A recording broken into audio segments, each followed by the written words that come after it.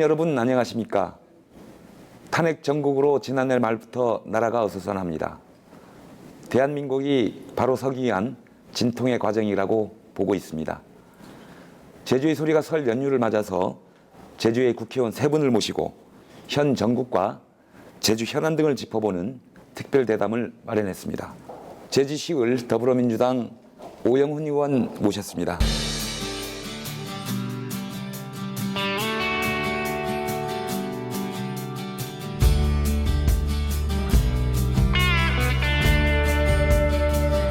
안녕하십니까? 안녕하십니까?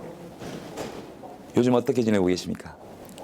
계속 서울과 제주를 오가면서 바쁘게 보내고 있습니다. 요즘 뭐니 해도 게이트가 최대 화두죠. 국정농단 사태로 인해서 촛불 민심이 뜨겁습니다. 요즘 전국 어떻게 보고 계십니까? 어쨌든 지난해 10월부터 보여준 대한민국 국민들의 촛불 혁명이라고 표현할 수 있겠죠. 전 세계가 주목했고 또 부러워했던 대한민국의 저력을 보여준 거죠. 그렇지만 헌정 농단 사태, 국정농단 사태, 박근혜 이 정부 시대에 벌어진 부분에 대해서는 참 부끄럽고 도저히 상상할 수 없는 일이 벌어졌던 것이고요.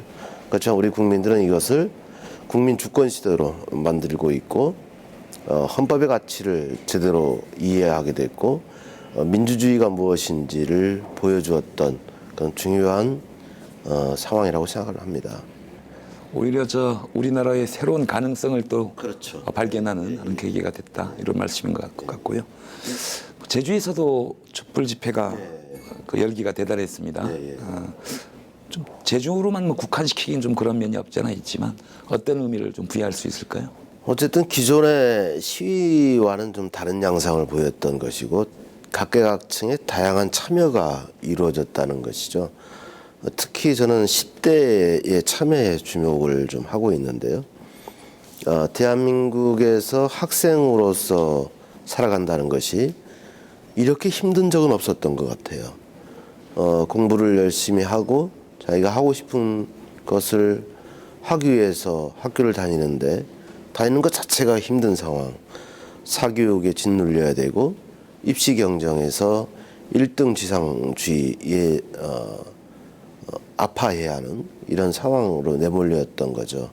그렇지만 특정인들 1%의 특정 세력들은 공부를 하지 않아도 훈련을 받지 않아도 시험을 제대로 보지 않아도 좋은 대학에 입학하고 또 다양한 특혜를 받는 걸 보면서 우리 학생들이 가졌던 분노 그게 가장 큰 의미가 있지 않을까 싶습니다.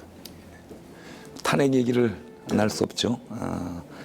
지금 헌재 결정만 지금 남겨놓고 있는데 탄핵이 인용되면 그 조기 대선이 불가피해집니다.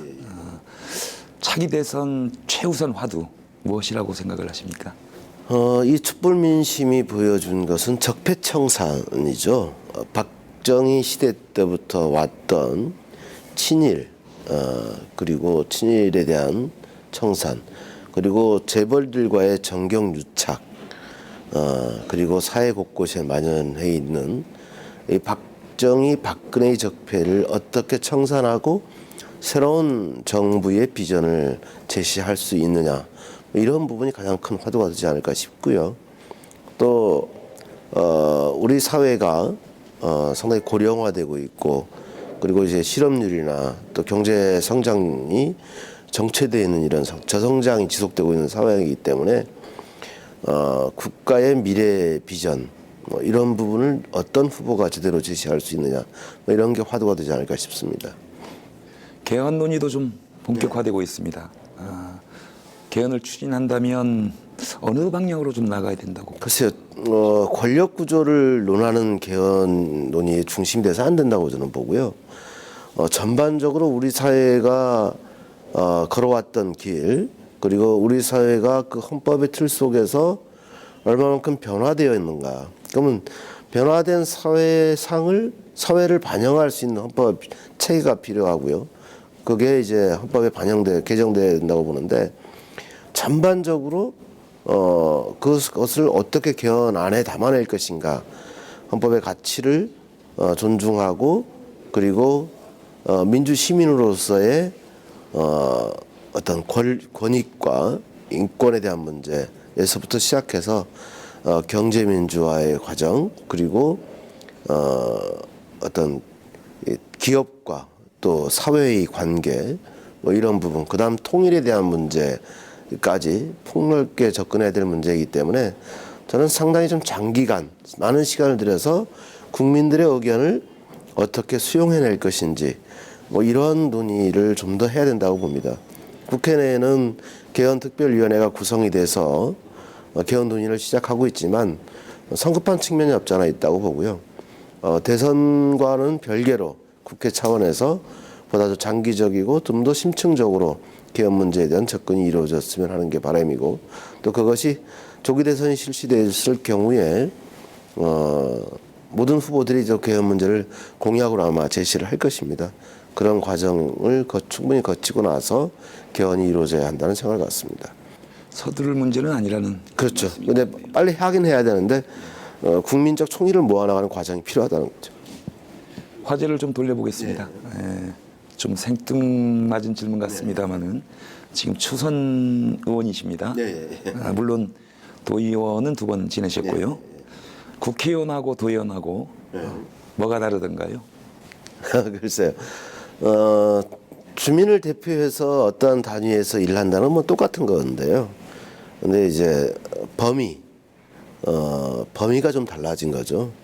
도의원이라는 것은 도정 운영에 대한 견제와 감시, 지방자치 측면에서 접근할 수 있는 것이고, 그런데 국회라는 것은 이제 국정 운영의 전반에 대해서 접근할 수 있어야 되고 이해할 수 있어야 되고, 그리고 이제 범위 자체가 이제 세계 속에서의 대한민국, 그리고 17개 광역시도를 포함하는 대한민국, 이런 부분을 고민해야 되기 때문에 그만큼 범위가 넓어지고 고민도 더 많이 해야 되고, 뭐 그런 게 좀 다른 점이 아닌가 싶습니다. 좀 더 많이 해요. 그렇죠. 지금 당내에서 원내 부대표를 맡고 계십니다. 화면에도 자주 등장을 하고 있습니다. 구체적으로 좀 어떤 역할입니까? 원내부대표라는 거는 원내대표단이 이제 뭐 10여 명으로 이제 구성이 되는데요. 원내에서 이루어지는 모든 일들을 지휘하는 그런 단위라고 볼 수가 있는데, 예를 들면 각 상임위원회에서 어떤 법률안을 먼저 우선적으로 통과를 시킬 것인지, 아니면 또 예산 부분은 어떠한 부분으로 우리가 먼저 예산을 책정을 해야 될 것인지, 예산을 어떻게 예산안을 통과시킬 것인지, 그다음에 우리 당이 추구하는 가치에 맞는 정강 정책에 맞는 그런 정책을 어떻게 구체화시킬 것인지, 뭐 이러한 부분들을 결정하는 단위라고 볼 수가 있고요. 매주 2차례 화요일하고 목요일날 원내대표단 회의가 열리게 되고, 저는 또 그런 과정에서 국정 운영의 전반에 대해서 이해할 수 있는 좋은 시간을 좀 갖고 있고요. 또 이제 거기서 저희도의 어떤 이익과 관련된 문제, 그다음 또 국가 전반에서 제가 관심 갖고 있는 교육 문화에 대한 부분, 뭐 이런 부분에 대해서 저희 또 입장을 이야기하고 주장할 수 있는 그런 단위가 되어서 상당히 저는 의미 있게 생각하고 있습니다. 지역 문제로 좀 눈을 돌려보겠습니다. 아마 최대 현안일 겁니다. 제2공항 문제인데요. 갈등이 만만치 않습니다. 매번 뭐 여러 번 질문을 받으셨겠지만 어떻게 풀어가야 할까요? 그래서 이제 정부나 저희 자치도가 정보를 정확하게 공유해주고 있지 않는 부분이 가장 큰 문제가 아닌가 싶고요. 정보가 정확하게 제공이 안 되고 또 조사가 면밀하게 이루어지지 않다 보니까 해당 지역 주민들이 느끼는 상실감이 더 커지는 거고요. 또 반대 운동했던 명분을 더 크게 만들어주고 있다라고 좀 보여집니다. 그래서 물론 이제 제가 해당 상임위는 아니지만 국토부나 해당 관계 부처에 그런 정확한 자료 요구를 하지만 좀 미흡한 측면이 있는 게 사실이고요.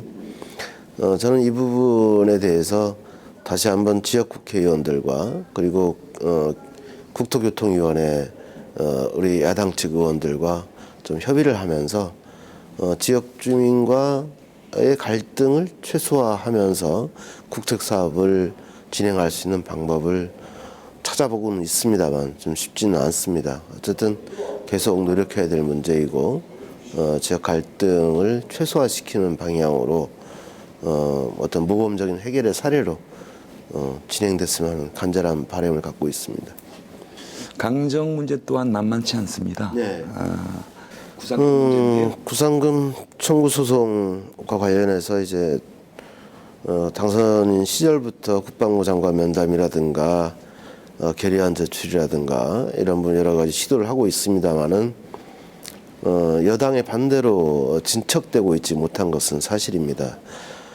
지난해 결의안이 구상금 청구를 철회를 요구하는 결의안이 발의가 돼 있지만 해당 상임위에서 국방위원회에서 논의가 되어져야 되는데 거기서 통과되어야 본회의에 회부가 될 수 있는데 아직 통과를 못 시키고 있습니다.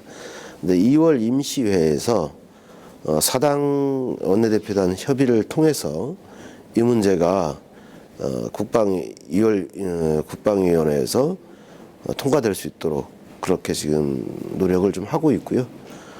그런 과정에서 그 결의안이 통과된다고 그러면 국방부를 일정 정도 압박할 수 있는 그런 계기가 되지 않을까 싶습니다. 일부에서는 지금 정부에서는 기대할 게 없다.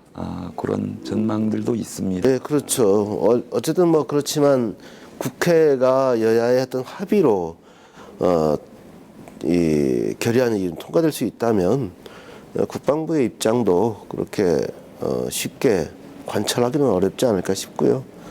또 만약에 지금 현재 정부에서 올해 처리를 하지 못하더라도 지금 우리 야당이 대선에서 또 승리한다면 문제를 해결할 수 있는 단초가 마련되지 않을까라는 기대를 갖고 있습니다.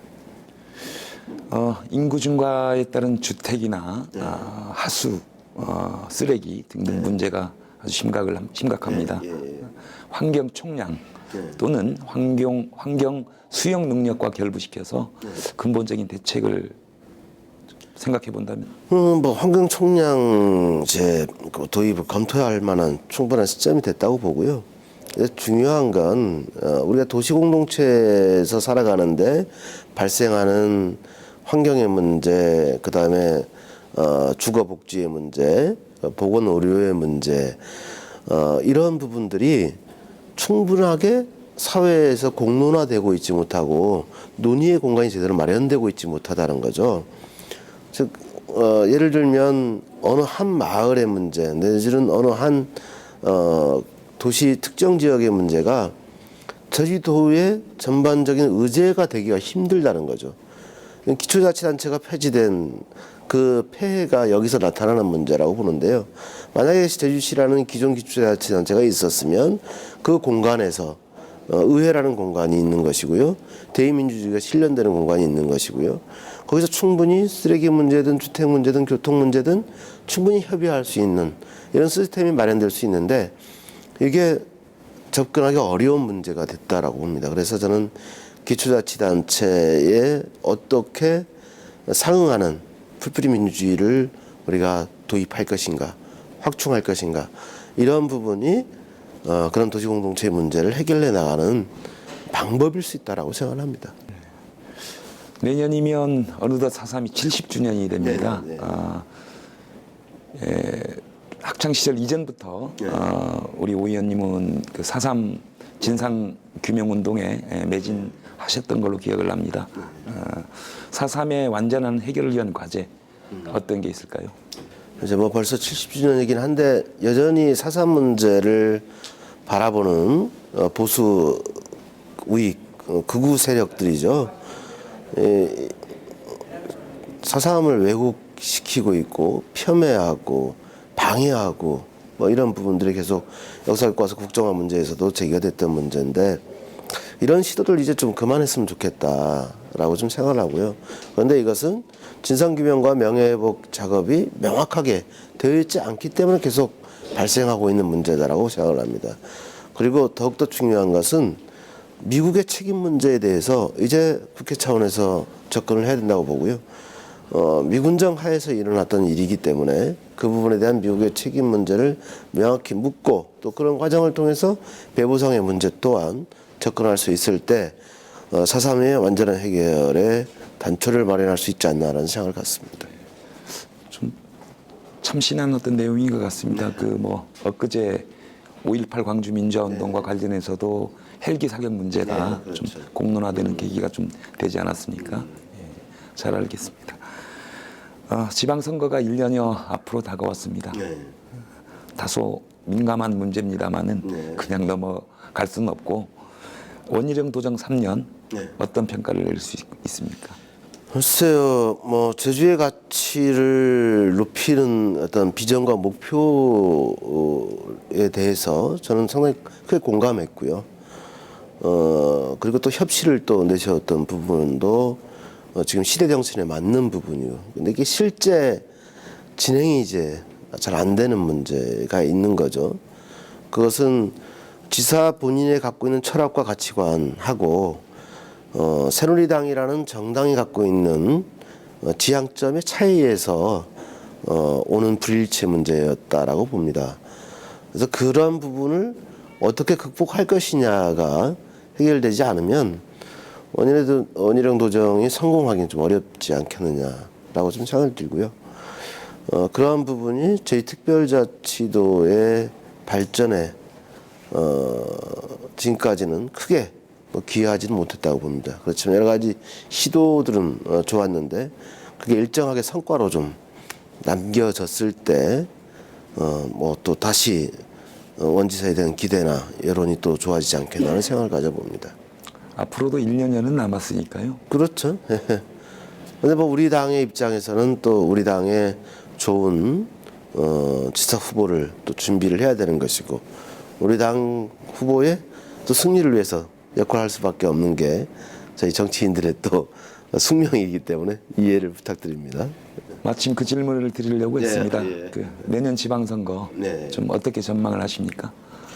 지금 뭐 대선과 예를 들어서 조기 대선이 치러지게 되면 4월 내지는 뭐 5월에 치러질 가능성이 높은데 이 국면이 저는 내년까지 저는 간다라고 봅니다. 그래서 야권이 승리할 수 있는 여건은 이미 마련되어 있고요. 물론 자만하거나 어떤 여러 가지 준비의 부족을 드러낸다면 국민적 심판을 받겠지만 지금의 이 큰 흐름이 꺾이거나 바뀌지는 않을 것 같다는 생각을 좀 가져봅니다. 그래서 이 탄핵 국면에서 적폐청산을 주장하는 야당의 주장과 내용이 국민적 그 기대에 맞춰낼 수 있다면 저는 대선에서도 승리할 수 있고 그리고 지방선거에서도 승리할 수 있는 토대가 마련되는 게 아닌가라는 생각을 하는 거죠. 지난해 국정감사에서 활약이 아주 대단하셨습니다. 미르재단, K스포츠재단, 강제모금 의혹을 국회에서 처음으로 거론을 하셨고요. 이게 결국 박근혜 최순실 게이트로 이제 이어지지 않았습니까? 이러저러한 의혹들 어떻게 파악을 하셨습니까? 혹시 뭐 비하인드 스토리라도? 글쎄요, 특별한 스토리는 없고요. 제가 이 내용을 처음 접한 건 7월 달이었고요. 그래서 좀 조사를 해보는 과정에서 이게 좀 문제가 좀 심각하다. 그건 제가 경험에서 나오는 건데, 제가 지난번 그 19대 국회의원 선거 경선에서 떨어지고 나서 사단법인 제주 미래비전연구원이라는 사단법인체를 만들어 봤거든요. 그리고 이제 지정기부문단체 지정도 해보고 이런 것들이 그렇게 간단하게 준비될 수 있는 게 아니에요. 수개월 동안 준비하고 또 수년 동안의 사업의 과정을 통해서 법정 지정기부문단체가 지정되고 하는 건데 이런 것이 일사천리로 단 하루 만에 허가가 나오고 단 하루 만에 등기가 이루어지고 단 하루 만에 지정기부단체로 지정되고 있을 수 있는 일이 아니다는 거죠. 경험에서 비추어 봤을 때. 그래서 이것은 청와대의 강력한 개입이 없이는 불가능한 일이었다라고 판단을 했던 거고요. 그런 과정에서 제가 8월 16일 날 처음 문제를 공식적으로 제기하고 쭉그 9월, 10월 뭐 이런 국정감사까지 쭉 이어져 왔는데 저 혼자의 노력이라기보다는 우리 교문위원회 야당 의원들과의 공조 협조 체계가 아주 좀 잘 만들어지면서 이 박근혜 최순실 게이트의 진상을 일정 정도 밝힐 수 있는 데 도움이 되지 않았나 생각하고요. 그리고 또 수많은 또 언론에서 아주 적극적으로 각 TF팀을 만들면서 이렇게 파헤쳤기 때문에 가능했던 문제고, 그보다 더 중요한 건 국민들이죠. 국민들이 분노할 줄 알고 또 이 새로운 대한민국을 원하는 그런 또 새로운 시스템을 만들라는 그런 강력한 요구가 있었기 때문에 탄핵 인용을 이야기할 때까지 오고 있지 않나 싶습니다. 이 문제를 처음 제기한 게 8월 달이었죠. 네, 그렇죠. 그때는 뭐 그렇게 파괴력이 크지 않았을 테고요. 이렇게까지 확대될 거라고 뭐 그 당시에 뭐 혹시 당시는 제가 국정감사를 이제 준비하는 과정이었었고, 국정감사가 9월 말에서 이제 10월까지 이어지기 때문에 국정감사에서 이 문제를 좀 부각을 시켜서 문체부의 잘못된 그 관행과 이런 적폐를 좀 청산해야 되겠다, 이런 생각을 가지고 있었던 건데 이렇게까지 올 줄은 몰랐죠. 예, 잘 알겠습니다. 벌써 이제 마지막 순서가 됐습니다. 앞으로의 다짐 한 말씀 해주십시오. 글쎄요, 지난 4.13 총선 그리고 6월부터 원내부대표라는 또 직책을 맡게 돼서 쉼없이 달려왔던 지난 한 해였고요. 그 과정에서 국정운영의 전반에 대해서 이해할 수 있는 좋은 기회, 또 공부할 수 있는 좋은 기회들이 있었고, 앞으로 그러한 토대 위에 대한민국의 새로운 정부의 수립을 위해서, 그리고 제주도의 비전을 새롭게 하는데 진력을 다해 나갈 생각입니다. 도민 여러분들의 많은 관심과 성원을 부탁드리겠습니다. 이상으로 더불어민주당 제주시을 오영훈 의원 초청 제주의 소리 특별대담을 마치겠습니다. 도민 여러분 새해 복 많이 받으십시오.